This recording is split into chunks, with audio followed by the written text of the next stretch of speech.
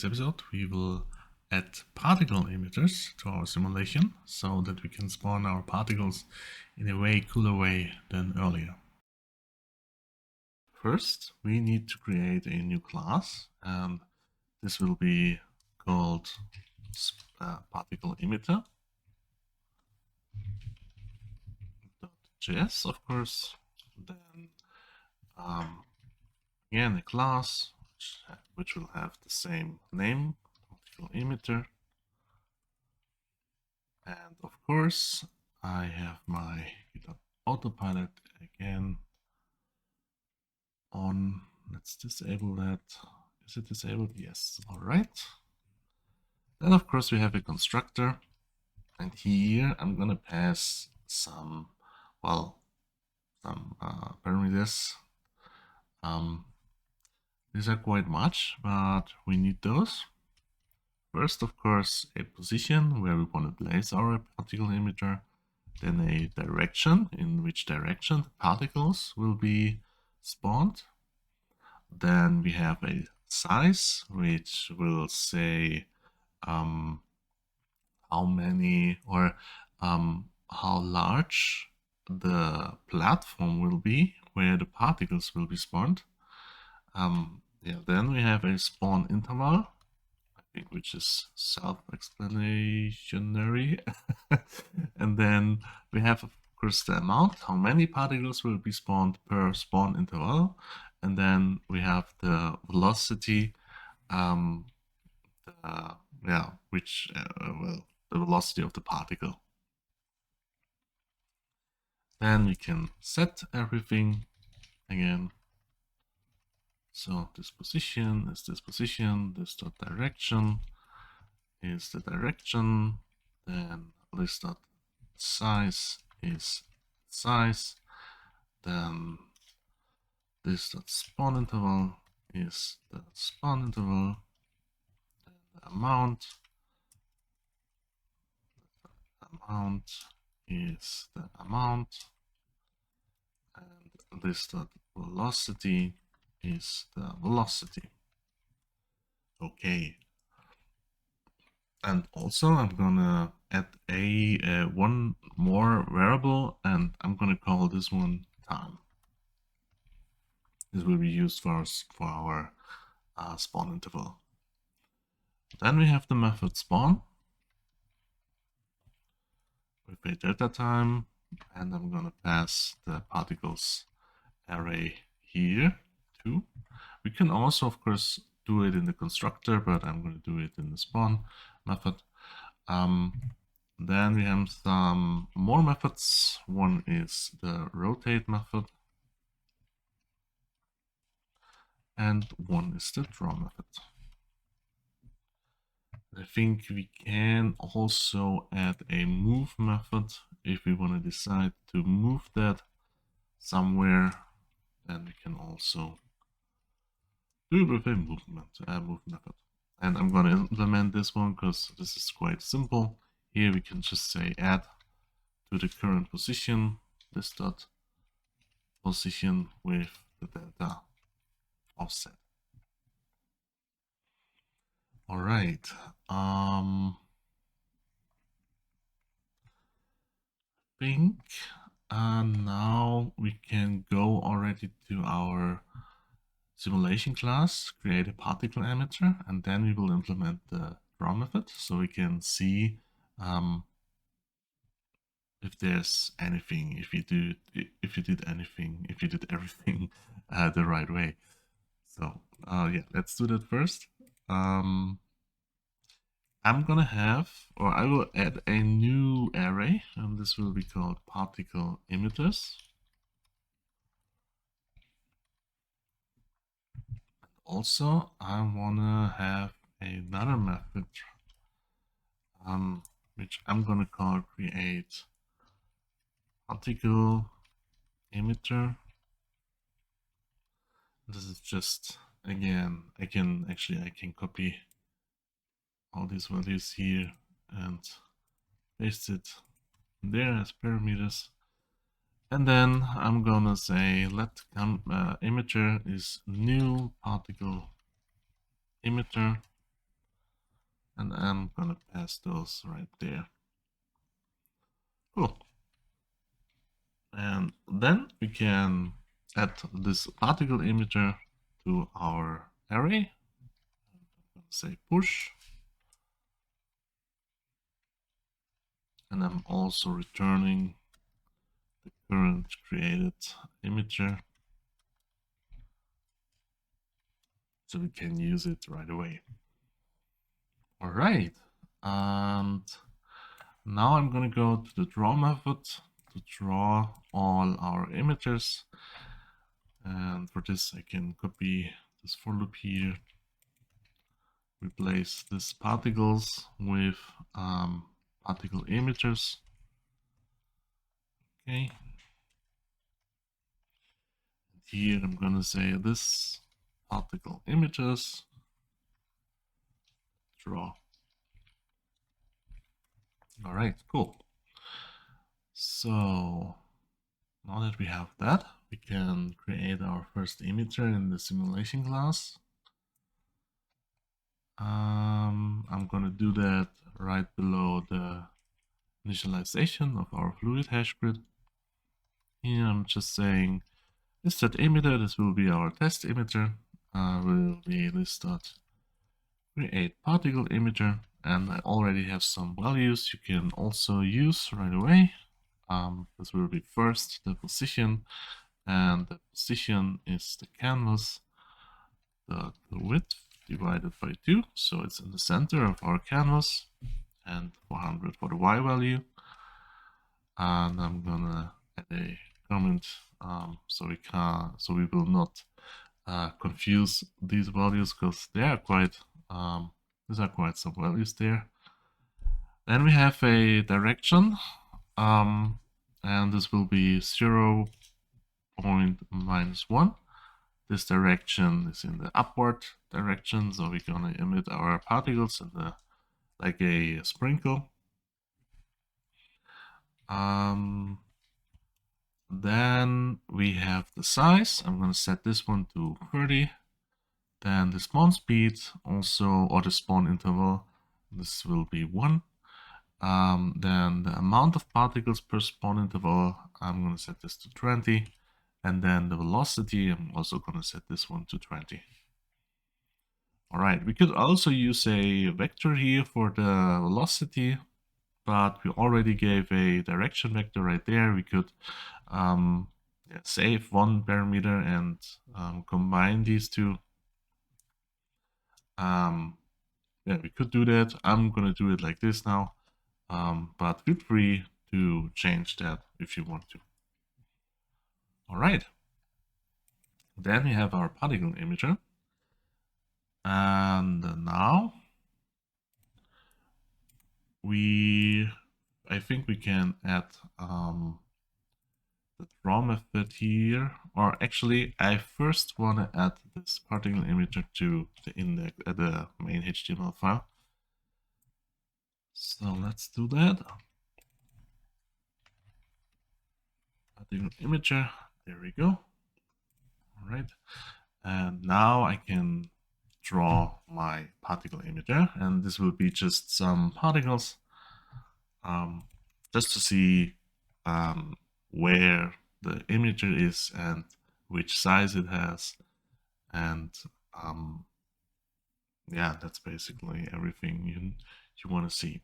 Maybe the direction too. But yeah, so let's do that. First, I will get the direction from this dot direction, and I'm gonna make a copy because I don't want to change the direction.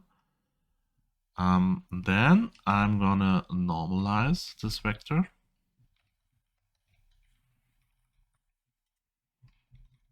All right, normalize. And then I can already draw something, and this will be a draw line. So, because then we can already draw our direction where we want to emit our particles. This is just the position and the well, the start and the end position we need here for the draw line, and the end position is the addition from this dot from the current position and from our direction vector.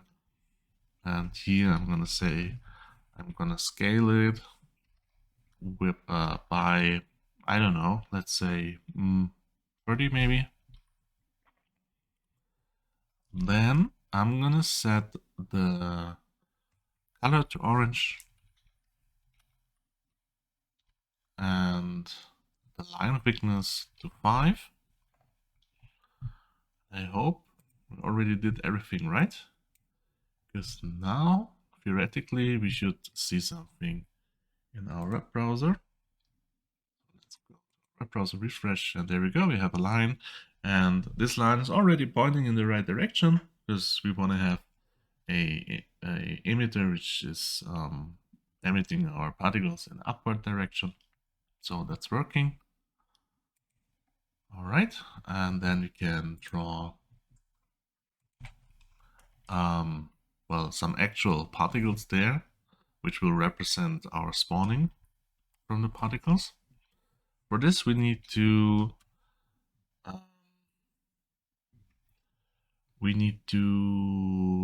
get the normal vector.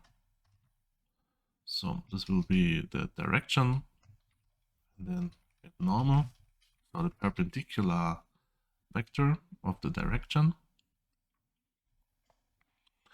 Then we need to calculate a plane start where we're gonna add our circles on.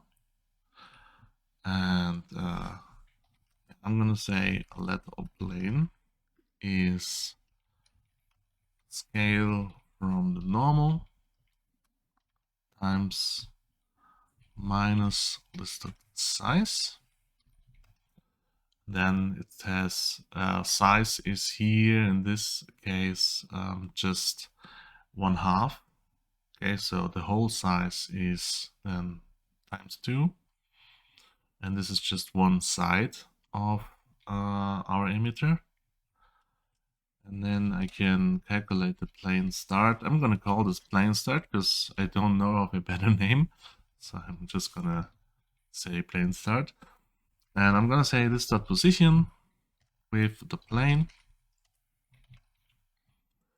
and also I wanna have a plane end. So plane end is subtraction from this dot position with the plane. All right, and then we can already draw our plane. This is again draw line, and then with the plane start, plane end, and this time I'm gonna say I wanna set the color to blue, or maybe I can set it also to orange. Let's do orange. And I think I made a small mistake there. No, actually, the mistake is coming from the vector class, and here I forgot a new, and I think then everything should be fine. So then I think we can go to the browser again and check our result. So save and refresh, and there we go. There's our little, well, our plane where our particles will be spawned in. And this thick line here is the direction. I'm gonna replace now the plane with some circles. So we can see our actual particles where the particles will be spawned. And for this, I have to iterate through the amount and the size. Well, actually through the amount. And all the particles will have a offset depending on the size of the plane. And I need to calculate the offset first. And the offset, luckily, it's quite simple. This is just this dot size times 2, because the size is just for one side. And then I'm gonna divide that by this dot amount. And then I can iterate through everything.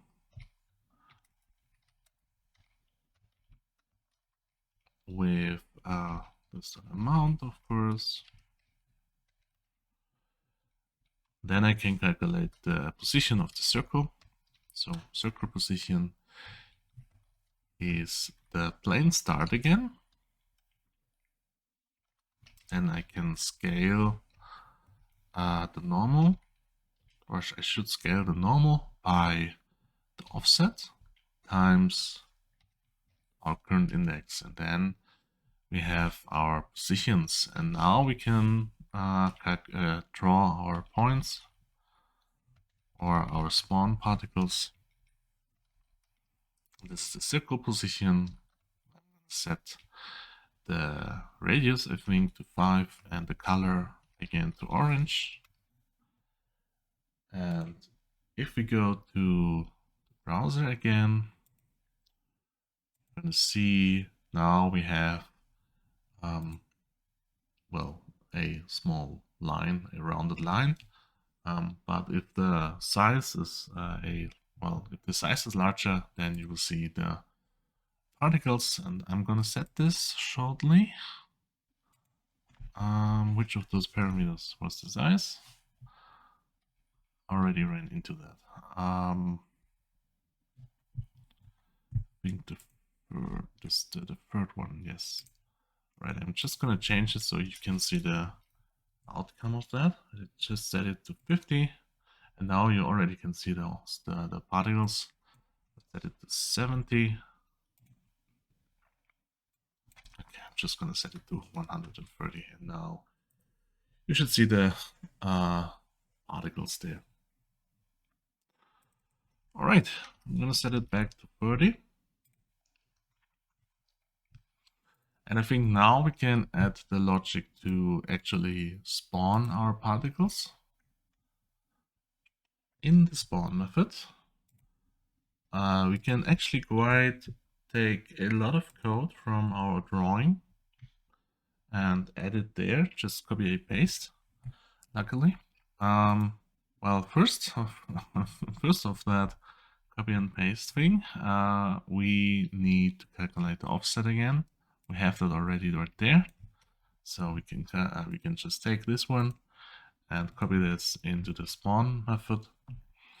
Then I'm gonna say this.time plus equals data, because we wanna only spawn particles in a certain interval. For this we can say if this.time greater than this.spawn interval. First I'm gonna reset the time, and then we can spawn everything. And for this we can just take the for loop again.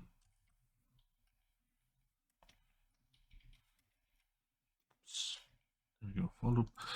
And here I'm gonna get the normal, this time directly from the direction normal, right? And then I'm gonna normalize this one. And now I can copy almost everything we already have. So I want to have the plane and the plane start.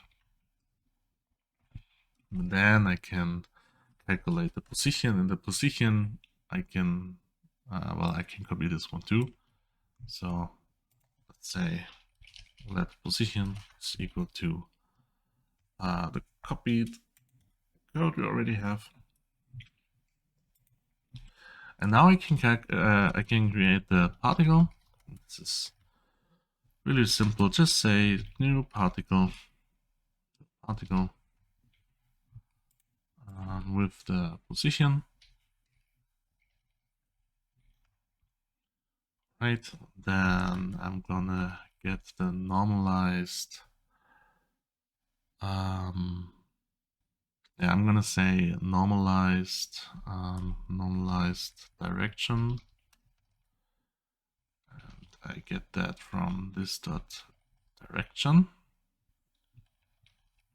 I'm gonna make a copy, and here I'm saying normalize there.normalize. And here now I'm setting the velocity of a particle. And this is the scaled normalized vector with the velocity. And then I can just say particles.push. And now we should have a working particle emitter, which emits particles in the upward direction. Okay, so of course we need to also call this one now in the simulation class. And we can do that, I think, right before the apply gravity. And here I'm just saying this.emitter.spawn with the delta time and the particles array. All right, and that's everything. Let's go to the browser and check if it's even working. Okay, and there you go. There's our particle emitter, which emits already particles. Cool, it's working. I'm gonna just deactivate the instantiate particles method in the simulation constructor. So there's no rectangle spawning particles. All right, that looks pretty cool. What I want to add now, just one little feature, is I wanna rotate this emitter, and yeah, this is quite simple too, luckily. For this, we first need to jump back to Visual Studio. And I'm gonna say in the Particle Emitter class, we have a rotate function already. And here I'm gonna pass the angle in radians. And now I'm just gonna rotate the direction vector of our particle emitter.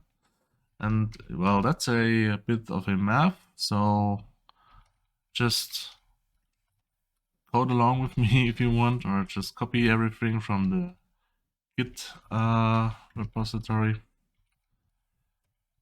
Because we just need to, well, if we had matrices, that would be a little bit easier. But yeah, we can rotate our vector by using the cosinus and the sinus, and with that we can calculate a x position rotated x, or the x component of the direction. And yeah, this is just a little bit of code we need to write. And we can now this the direction of y times the sine angle, and yeah, then we have the rotated x position. And now we need to do that same thing for the y position, but this is a little bit flipped. For the x this time it's the sinus, and then for the y it's the cosinus, and there's a plus sign between those. Yeah, that's everything.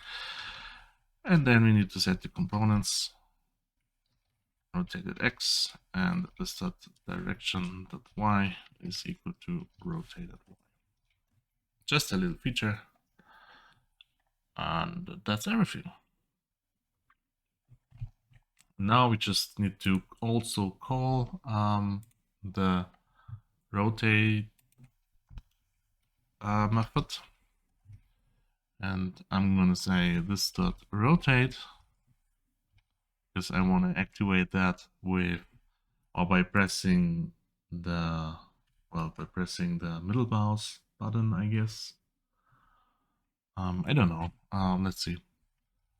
But first, let's call this emitter rotate 0.01. I'm first gonna comment that line out here. And now if we go back to the browser and save and refresh, you see that our emitter is now rotating. Yeah, looks really cool.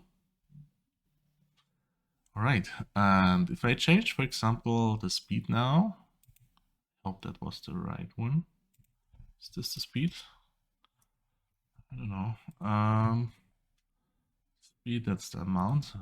Yeah, let's say I'm gonna change the amount to 30.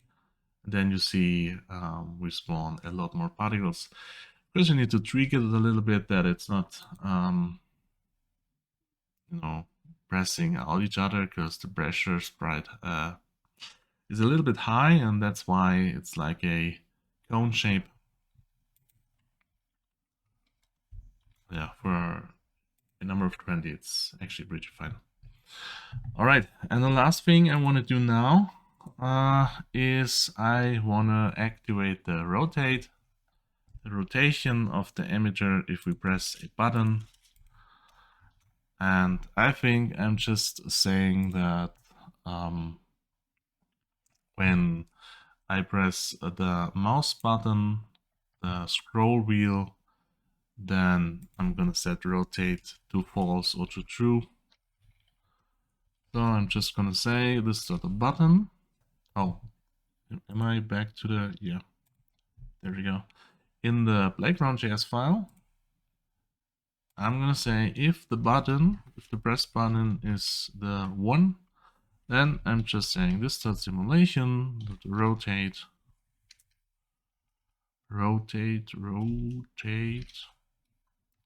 is equal to the simulation rotate,